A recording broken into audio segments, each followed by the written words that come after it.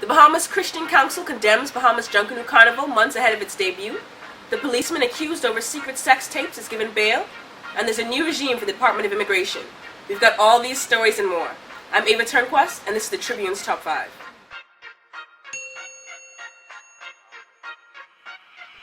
21-year-old father and Royal Bahamas Defense Force officer Angelo Dorset became the country's 9th murder victim when he was gunned down in a nightclub shooting last Sunday. He was one of 2 men killed in separate shooting incidents over the weekend.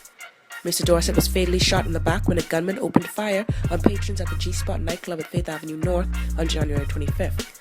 According to police, the gunman shot up the front door of the nightclub and entered in search of another man, but then began firing indiscriminately into the crowded bar as patrons scrambled to escape. 25-year-old Emmanuel Roll, formerly a wanted suspect, was charged on Friday in connection with Mr. Dorset's shooting. Mr. Roll was remanded without bail and is scheduled to reappear in court on March 31st. Former police officer accused of producing child pornography, Emmanuel Lewis Jr., was granted bail this week. Lewis allegedly produced videos sometime between June 2014 and January 2015.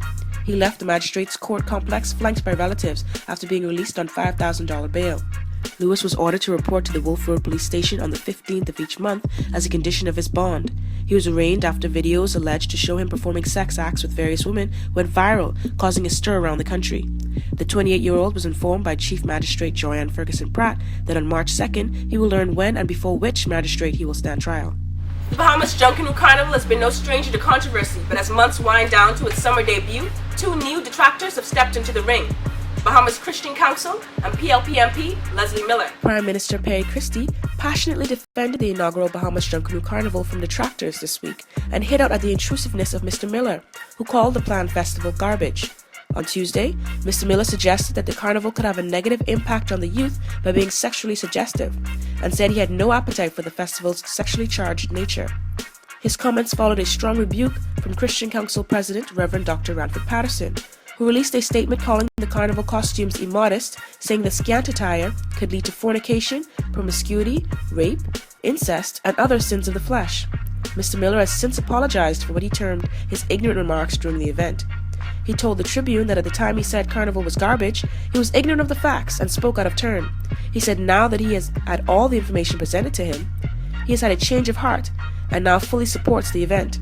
Mr. Miller blamed his ignorance on bad public relations from the Junkanoo Carnival Committee and misinformation from someone who was angry at the government. The impromptu resignation of Heather Hunt from the Senate has raised speculation over the Free National Movement's general attitude about equality for women under its leader, Dr. Hubert Minnis.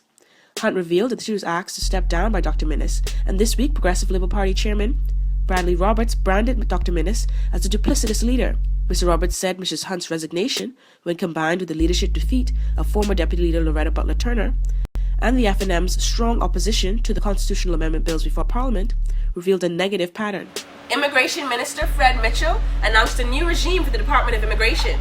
The changes will see the department outfitted with state-of-the-art equipment and also fee increases on visa applications. It was also announced that every foreign person enrolled in school, even children born in the Bahamas to immigrants, will be required to have a student permit for the new school year. Mr. Mitchell made his comments at the 2015 Bahamas Business Outlook seminar at the Melia Hotel. He said the revamping of the department will include new state-of-the-art equipment and fee increases for visas. The government is also considering increasing the fees for permanent residency and citizenship applications, and will soon implement stiffer requirements for those seeking to live in the Bahamas. Mr. Mitchell explained that the fee increases will help finance the equipment upgrades, which will address complaints by regular migrants and their would-be employers of slow services by the department. He explained that none of these policies will be successful if they did not have the broad support of the Bahamian people.